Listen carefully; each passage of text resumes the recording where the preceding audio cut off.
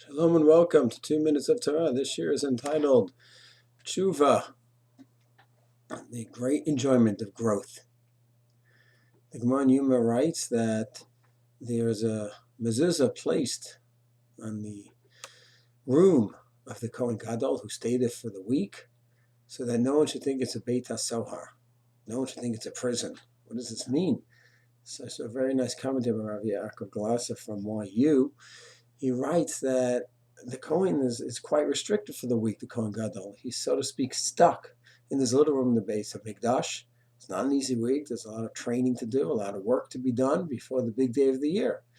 And he says there's a danger. The danger is that people are looking like, Nebuch on him, so sad that he's stuck like that. It's such a horrible place.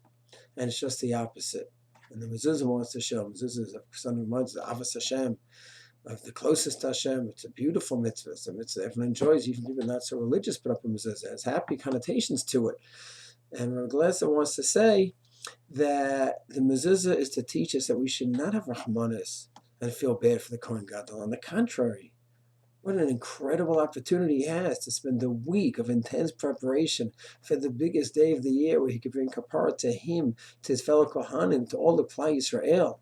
What greater simcha than that? It's beautiful, the room that he is staying in. Not physically beautiful, but spiritually beautiful. And that has to be our association with the Kohen Gadol in his special week before Yom Kippur.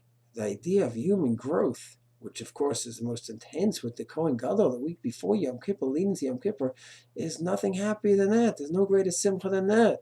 So yes, he's physically confined to a small place, but there's so much growth involved. It's a beautiful story about Aaron. He was involved in the late 60s, early 70s. America was very much wrapped up with the war in Vietnam. And they asked him to speak about it. The the students in YU asked him to speak about it, were against the whole war, and they were having sort of a protest, and they asked him to be the speaker. And he went ahead and he spoke about it, and in classic of Aaron Lichtenstein style, he showed the reasons America should go to the war, the reasons as be best not to go to war, and maybe why there would be a leaning not to go, and he tried to explain that position. And then it was time for questions. And who stood up to ask the first question?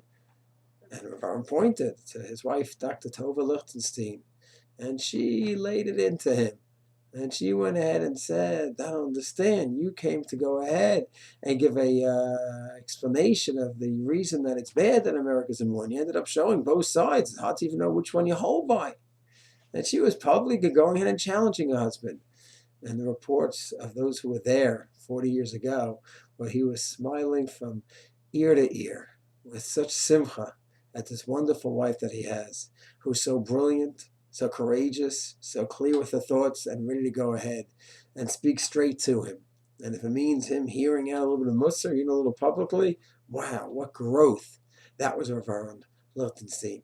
A situation which would probably go ahead and humiliate 99% of mankind. For Rav Aaron, it was just a great time to bask in his glorious wife, who provides such excitement in his life and such growth.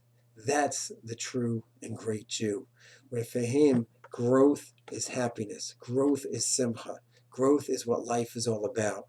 And that's what the Kohen Gadol, we have associations of growth when he's in the Mikdash. It is a beautiful room that he is in spiritually. And someone who's given Musa by his wife, it's a beautiful situation. Psychologically, for most, it probably wouldn't be too pleasant. For the Gedolim, the Rav Aaron, those kind of giants, it's a beautiful opportunity for growth, which is, of course, the ultimate simcha. Shalom.